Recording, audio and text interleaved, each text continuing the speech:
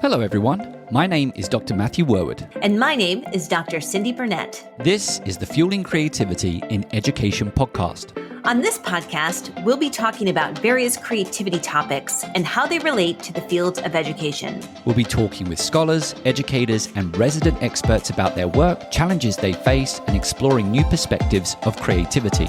All with the goal to help fuel a more rich and informed discussion that provides teachers, administrators, and emerging scholars with the information they need to infuse creativity into teaching and learning.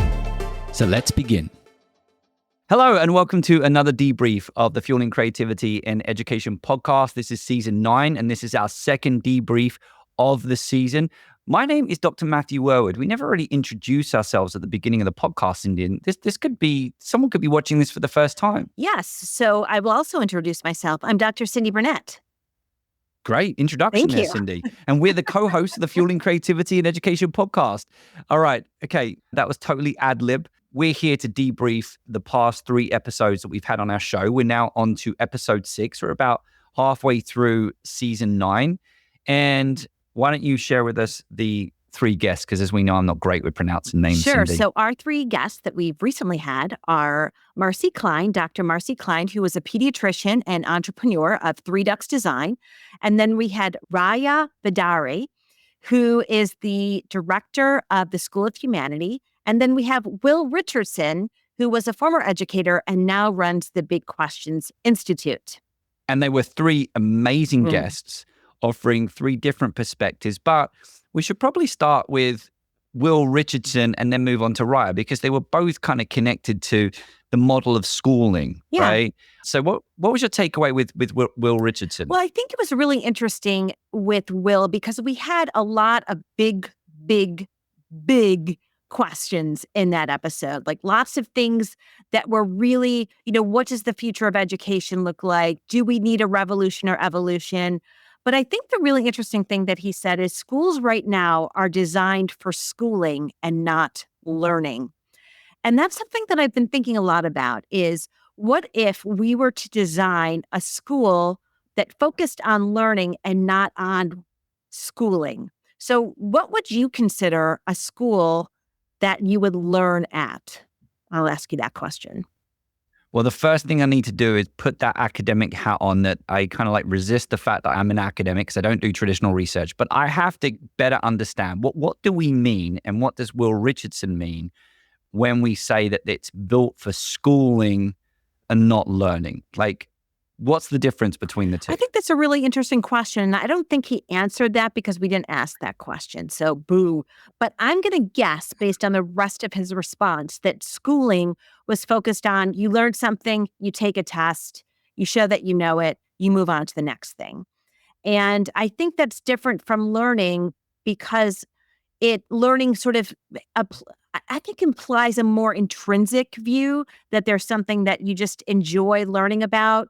So I'm going to say, let's go with that. So let's say if you really want to learn something and have it stick with you and you're able to put it into context, what does that look like? What I like about what you're sharing there is that idea of schooling. It's almost like the word schooling sounds like scolding, right? Like, and there is this kind of like, it's an extrinsic thing that you're being forced to do. I think that word kind of implies that. Whereas what I like what you're sharing is the word learning is intrinsic. We're always committed to learn. We always want to learn. And we don't want to be schooled on what we should learn. So I really like that approach to this conversation. It's a good question. I think the argument was we can learn in lots of different environments, lots of different situations can initiate learning. But to your point, we probably choose to commit to a learning experience, whereas perhaps we don't always choose to commit to a schooling experience. So then I suppose we'll be back to personalized learning and making sure that whatever it is that we're designing within the classroom environment is facilitating learning and not interpreted as a schooling action. Right. And I also think about schooling as you go to school to do something, whereas learning is something that can happen anywhere. So I think that's interesting about that perspective that you just brought in as well. And I also think about the personalized learning, which also came out of the Raya episode, who has started her own school. But we'll get to that in a minute. First, I want to hear, what was your big takeaway from Will Richardson's? There's two things. There's this bigger question, because you brought up the evolution versus a revolution. And I was actually going to propose, let's not talk about that now. But I was thinking maybe we should make a commitment to having a larger conversation about that in one of our specials during the winter interbreak. So I want to invite you to have that conversation, because I think it keeps coming up. And I think with Will Richardson's episode, I went away and there were parts of the episode I thought, this continues to be a narrative that we keep seeing over the last 10, 20 years of education. The idea of, educating for a future that we don't fully understand or appreciate, jobs that don't yet exist, the idea of tests and examinations. And so I've got lots of different thoughts about that I think maybe we could explore in a special, maybe we call it, do we need an evolution or a revolution? And we could go back and cite some of the stuff that you contain in your article. So first of all, do you like that idea? I do, yeah. Doing a special around that? Yeah. In terms of a more kind of like quick takeaway, I liked some of the references Will was talking about. In school, we don't always think about the long-term consequences of what we're doing in the classroom. Perhaps maybe at times it's reactionary, right? So if you think about social emotional learning, I love it. There's so many upsides to it, but it felt like to a certain extent that was the trend that was currently existing at the time. And so schools were suddenly rushing to react to the need to integrate that trend within their learning experience. And I feel like quite often we are having to work reactionary. And I think the idea of maybe looking at a collective vision of the future was something that Will Richardson referenced. And I keep thinking about that because, we talk a lot about the future creative, but how do we collectively come together to try and imagine what a future school experience might be like? As you also know, I've got the Class of 2032 project where I kind of made an effort to do that.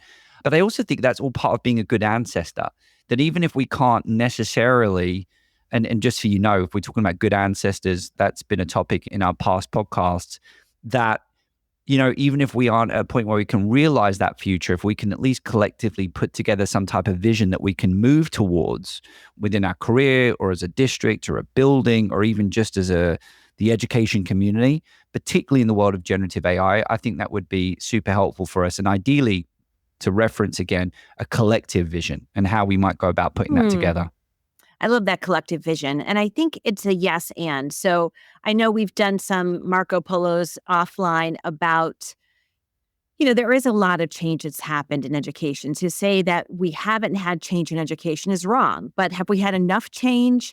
Do some students thrive in the current educational setting? I don't know is the answer. And I have two very different children, as you know, Matt, that are teenagers. And I know both of them are struggling right now with some of their classes because they're just sitting there. In fact, one of them came home and she was a bit down because her one teacher was just having her copy word for word all the notes on her slides. And this to me is not a great learning environment. This isn't going to be information that sticks. It's just a repetitive piece. And I think we need to get away from there.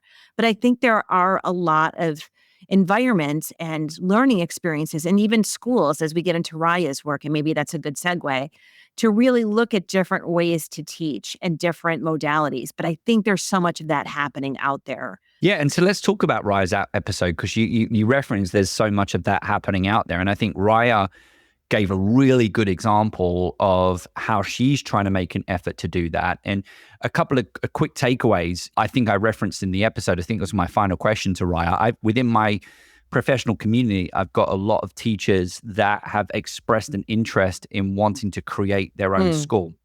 Whether they do or don't, I don't know what their future holds. But Raya is obviously someone who said, I want to go and create a school.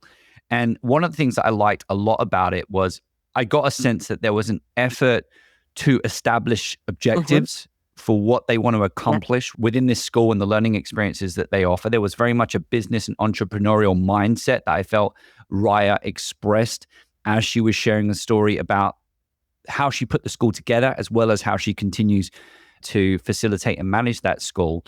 And then the other piece that I liked a lot about it is that within this framework of kind of like continuing to further grow the school, develop the school, it seemed like it was about identifying problems and working closely with parents and educators to see how are we doing and how can we mix it up and what might we be doing next. And so I really got a sense of Raya not just building curriculum and developing a school, but developing a community and having lots of stakeholders within that community contributing to the long-term vision of where they're heading.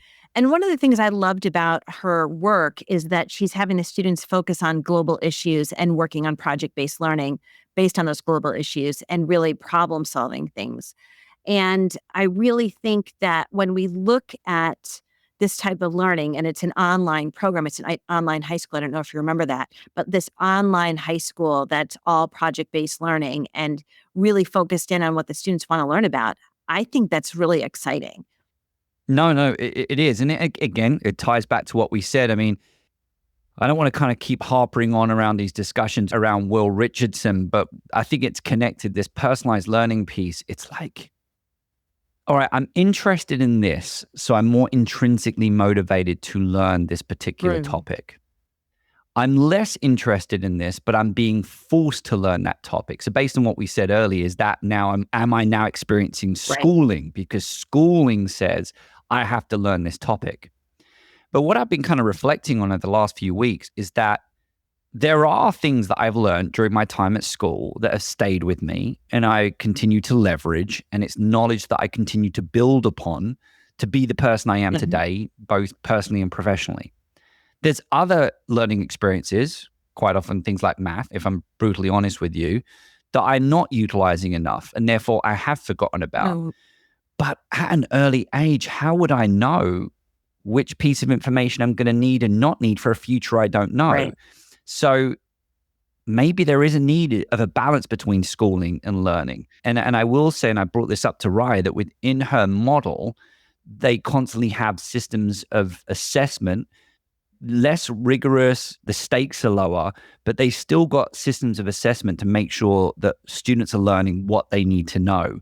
And then when they're falling short and that the students aren't learning the content that they're communicating, that's when they're then trying to like revise how they can improve those, I don't want to use the word test scores, but improve that learning outcomes of those students. Right. And I think that's a great way to approach it, is really making sure you're still meeting those objectives and not just out there in a random, chaotic sort of way, but really being deliberate about meeting those objectives and how to meet those objectives, and then going on this journey of learning.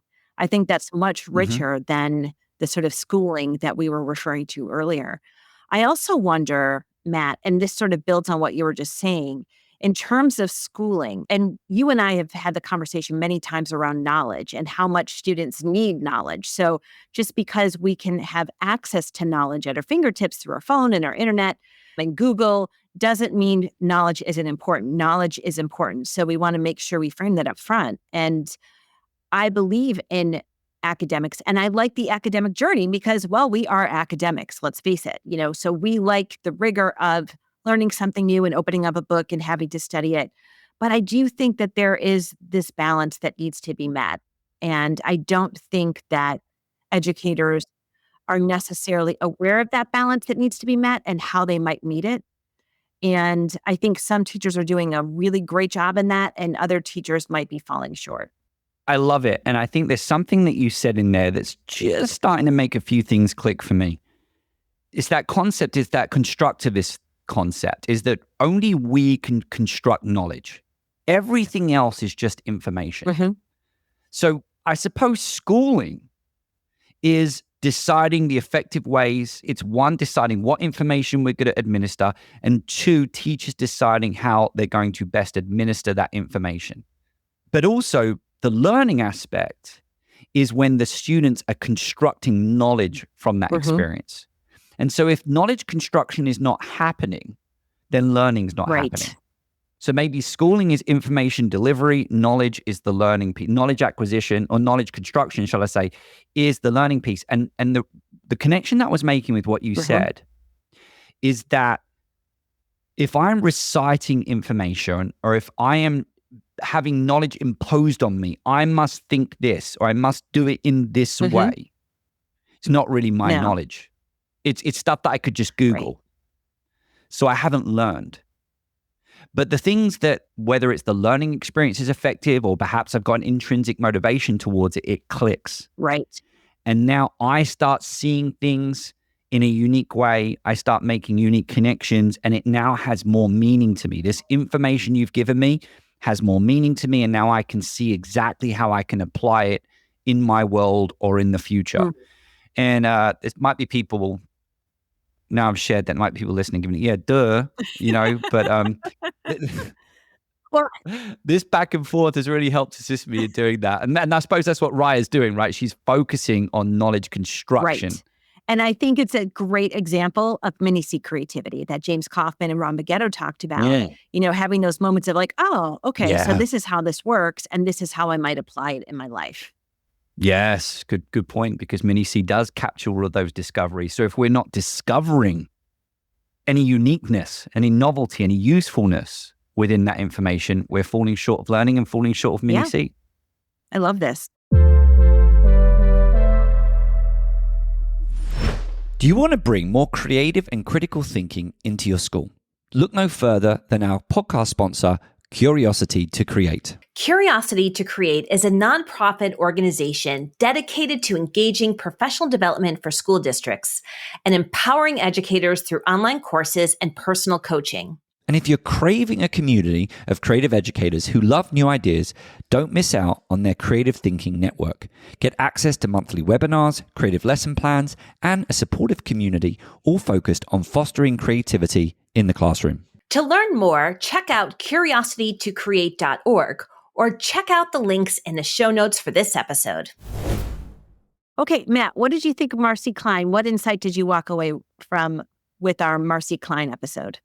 So first of all, I thought it was great having a pediatrician on the show, and very inspired by her story. Yes, the parent envy piece, which you brought up early on in the show. Yes, I have parent envy. I mean, the fact that she's created a company with her children, and a company that's kind of like just really cool, and doing things around boxes. I mean, it's just awesome. And it again, it's one of those examples of like, I don't know, probably something that turned a mini C, dare I say, a mini C idea that suddenly transitions to pro C because of all of the additional things that an individual can bring, the business model, the marketing, the commitment, the motivation for it. Just very inspiring. And then to a certain extent, a little envious at the same time. And I wish her very, very much luck on that journey. But you know what? I think for me, I like talking a little bit about her work as a pediatrician, but from a learning perspective, I love the community-centered design piece, like the concept of bettering the community and involving the community in the design of something. And particularly when I felt in many ways, Marcy was kind of suggesting, look, just using a 3D printer to go and create something from a website isn't really about community design and solving problems. And I thought it was a valid point and an inciting conversation around that point. So that's really interesting, Matt, because the thing that came out of Marcy Klein's for me actually was an insight when I was writing up and putting together the show notes, which was going beyond technology and looking at things that we could bring into the classroom that aren't technology related. And I've been thinking a lot in the last few weeks, and you and I have referenced The Anxious Generation, which we both read, about technology and our children. And when is it too much? And just recently, I asked my daughter, I said, how would you know that you've had too much technology? And she said, well, when you know, you know. And I think I know. And I'm like, that's not a good enough answer for your mother. But when we bring these technologies into the classroom, what is their purpose? When is it too much? And what are the long-term impacts of technology inside the classroom and at home? Because let's face it, right before the pandemic hit, I used to have a device in my house where our kids could only have 1 hour on their devices, 1 hour a day, and then it just turned everything off. But then the pandemic happened, and then they were online all day for, a year and a half. And then they were communicating with their friends through the internet, and it sort of just became like the way you communicate. And I think so much of what I'm looking at, and my kids are both in high school now, what I'm looking at with their friends is they really don't communicate as much in person as the younger generations. And I do worry about the technology piece and it being too much. And that's why I found it really refreshing to interview Marcy, because she was talking about, sort of thinking with your hands, as my friend Barney Salzberg would say, like really thinking with your hands and building and getting off the devices to create stuff. And I want more of those experiences for our students in education. So I get much more excited about like her product and what she brings to education versus like the latest technology, because we have a lot of technology and I just worry, is it too much? What do you think? You've actually challenged me to identify a new perspective to this conversation that I've thought about before, because initially what I was going to say is totally agree with you, and I do agree with you, and I'm not going to kind of repeat what you've said, but we've taken away the tablet devices from our 3 boys over the last couple of weeks for a variety of different reasons, but some of it disciplinary reasons. But what was interesting a couple of weeks ago is my 3 boys, I think primarily initiated by my 7-year-old, who's the youngest, found themselves turning our upstairs into a school, and each of the bedrooms was a classroom, and they had all their cuddly toys out, and they were kind of going and teaching each other's classes. They had a wonderful day just playing. And the same thing happened this week. My middle son and youngest son, you know, what were those sticky things that you gave me when I came up to Buffalo? It was in a box. There's like these connector things. It was in plastic blocks. They're blue, red. You gave me some toys, some kid toys. Oh, were they noobs? Noobs. Maybe it was noobs. I'm going to go with noobs because I don't know what they're called, but I'm sure they were like noobs. Yes. I love those. Right. So they went and started playing with the noobs together, right? And they've had this wonderful game. And my youngest has always enjoyed playing with the noobs and makes robots and things like that. But I'm not quite sure what they were playing, but I do know that it was tough getting my middle son to soccer on Monday because he said he wanted to play with his youngest brother. That never happens. And it's happened because we've taken the technology away. So that was my initial response. I wanted to share that story. But then you challenged me to think about that context in a classroom environment. And I don't know if this is the case, but let's go at the potential risk of what may have happened. We've gone from doing fun freeze frames and home corners and, you know, coming up with plays using puppets. And we've replaced it with let's make movies with the tablet phone, or let's make stop motion projects. And I'm not saying that these are valid learning experiences as well, but have we gone a little bit too far? So it's about the technology, having to teach what button, how to open the app. And it's at a detriment to when you just get up and invent a freeze frame or you just invent an imaginary play. Hey, everyone. You know, hey, first graders, everyone has to invent a new ending. In fact, I did this to my youngest when I went to the kindergarten class. We read 3 Billy Goats Gruff, and I simply had each table after reading the book come up with a different ending to the book, and then they had to act out the ending.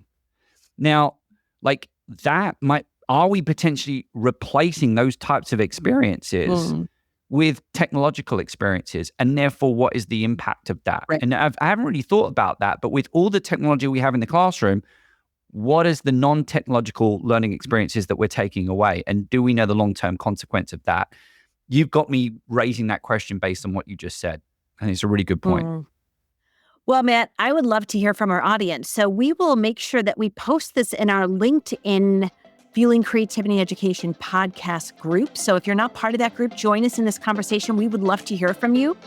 And thank you so much for joining us on this special debrief episode. My name is Dr. Matthew Worwood. And my name is Dr. Cyndi Burnett.